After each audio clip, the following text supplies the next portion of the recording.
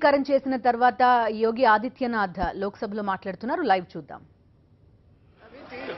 वैसा वजन बढ़ा। उस समय गोरखपुर की स्थिति ऐसी थी कि जब मुझे यहां पर उस समय के उर्वरक और रसायन मंत्री श्री सुरजीत सिंह बरनाला जी ने जब मुझे देखा तो मैं गोरखपुर खाद कारखाने के बारे में उनसे चर्चा करने के लिए गया तो मुझे आधा घंटा घूरते रहे, देखते रहे। उन्होंने कहा आप गोरखपुर से चुन के आए हैं? मैंने कहा जी हाँ। कहा गोरखपुर से? मैंने कहा हाँ। तीसरी बार उन्होंने फिर पूछा, कहा गोरखपुर से ही? मैंने कहा हाँ, गोरखपुर उत्तर प्रदेश से। तो मैंने कहा आप सरदार जी ऐसा क्यों पूछ रहे हैं? उन्होंने कहा इसलिए क्योंकि मैं एक बार गोरखपुर गया था एक चुनावी सभा को करने के लिए, लेकिन दोनों ओर से बम चलने लगे, मैं भाग गया, तब से मैं गोरखपुर दोबारा नहीं गया। ये छवि थी गोरखपुर की।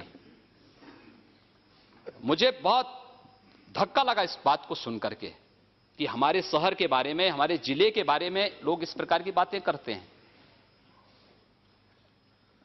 मैं गोरखपुर गया, मैंने गोरखपुर के सभी व्यापारिक संगठनों को, सांस्कृतिक और सामाजिक संगठनों को बिठाया। मैंने कहा भी बाहर हमारे बारे में इस प्रकार का संदेश है, हमें सामूहिक रूप से इस लड़ाई को लड़नी है। सरकार कोई भी हो वह चलती रहे, लेकिन इस समाज की समस्या है, हम इसका समाधान यहां मिल बैठ करके करें। और मोदिया, मैं विश्वास के साथ कह सकता हूं कि पिछले 15 वर्षों में उत्तर प्रदेश के बारे में आज जो बातें, जो गोरखपुर के बारे में 1998 में मुझे सुनने को मिलती थी, आज उत्तर प्रदेश के बारे में पूरे देश के अंदर उस प्रकार की चर्चाएं होती थीं। लेकिन मैं कह सकता हूं कि इन 15 वर्षों में हम लोगों ने गोरखपुर में एक भी व्यापारी को गुंडा टैक्स नहीं देने दिया, एक भी व्यापारी का, किसी भी चिकित्सक का अपहरण नहीं करने दिया, कहीं हमने किसी को अराजकता नहीं फैलाने दी। 5 वर्ष में उत्तर प्रदेश के अंदर 403 दंगे हुए, हमारे पूर्वी उत्तर प्रदेश में एक भी दंगा नहीं हुआ है। और हम फिर कह सकते हैं कि अब उत्तर प्रदेश में भी इस प्रकार की स्थिति हम लोग स्थापित करने में सफल होंगे, कोई संदेह इसमें किसी को नहीं होना चाहिए। और मैं इस बात को और भी पुरजोर तरीके से इसलिए कहना चाहूंगा, लोग मेरी उम्र के बारे में कह सकते हैं, मैं आदरणीय राहुल जी से 1 वर्ष छोटा हूं। खड़के जी, राहुल जी यहां पर सदन में नहीं हैं, मैं उनसे 1 वर्ष छोटा हूं उम्र में। और मुलायम सिंह जी की पार्टी के कोई यहां नहीं है। अखिलेश यादव से 1 वर्ष बड़ा हूं। एक जो दोनों की जोड़ी के बीच में मैं जो आ गया, मुझे लगता है कि यह आपकी विफलता का एक बड़ा कारण हो सकता है। लेकिन मैं आप सबको आमंत्रित करूंगा, आप सबका प्यार और स्नेह। आप बोल सकते हैं।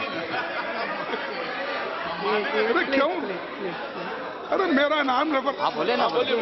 अब इसीलिए वो राहुल जी 1 साल उनसे बड़े हैं, अखिलेश जी उनसे 1 साल छोटे हैं, उनके दोनों के बीच में वो है।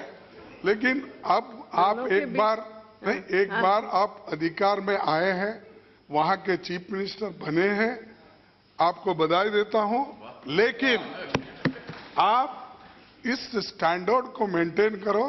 चीफ मिनिस्टर बन के जब आप उस कुर्सी पे बैठते हो, उसी की गरिमा रख के आगे चलो। मैं उसी की गरिमा की बात करने के लिए आया हूं। आपसे बड़े हैं इसलिए अच्छा आशीर्वाद दिया है जी। समझ लो। अध्यक्ष महोदय, मैं आप सबको इस बात, आप लोगों ने मुझे बड़ा स्नेह दिया है और मैंने शुरू में ही कहा कि मैंने बहुत कुछ सीखा है इस सदन से। वास्तव में एक सामान्य शिष्टाचार और मैनर क्या होता है संसद में सीखा जा सकता है। हम लोग, जब मैं पहली बार चुना गया था सांसद, तो मैं इस बात के लिए थोड़ा अंदर से संकित था कि पता नहीं कैसा व्यवहार होता है। लेकिन जैसे ही हम लोग संसद परिसर में प्रवेश किए, यहां के एक एक कर्मचारी का जो सद्व्यवहार था, जो शिष्टाचार था, और वह केवल सदन में हम लोग यहां पर बहुत बार, वह देखने लायक है, वो समाज को बताने लायक है। क्योंकि बाहर हमारे बारे में बड़ी भ्रांत धारणाएं पैदा की जाती हैं। सदन के अंदर जो शोरगुल होता है, मानते हैं लोकतांत्रिक प्रक्रिया का एक हिस्सा हो सकता है, हम लोग बहुत बार हमारी जो आपस में बहस होती है उसमें बहुत वाद विवाद हो जाता है, लेकिन बाहर हम लोग जब गैलरी में मिलते हैं तो एक दूसरे से गले मिलते हुए दिखाई देते हैं। हम सारी चीजों को फिर यहीं पर छोड़ करके बाहर वही सद्भावनाएं हमारे बीच में होती हैं।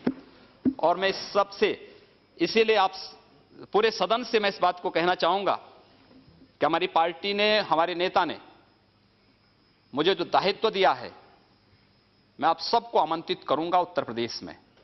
आप उत्तर प्रदेश में आए, स्वागत होगा आप सबका।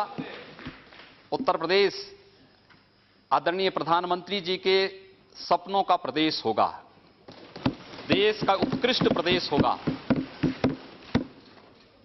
भ्रष्टाचार मुक्त प्रदेश होगा, दंगों से मुक्त प्रदेश होगा, अराजकता और गुंडागिर्दी से मुक्त प्रदेश होगा। और उत्तर प्रदेश में हम विकास का एक ऐसा मॉडल देंगे कि उत्तर प्रदेश के नौजवानों को पलायन नहीं करना पड़ेगा। उत्तर प्रदेश में माताओं और बहनों को अपनी सुरक्षा के लिए कहीं गुहार नहीं करना पड़ेगा।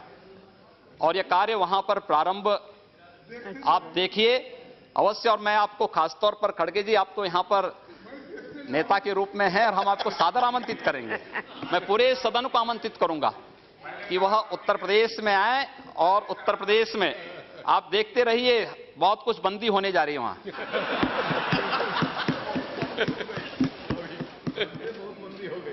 बहुत कुछ वहां पर बंद होने जा रहा है।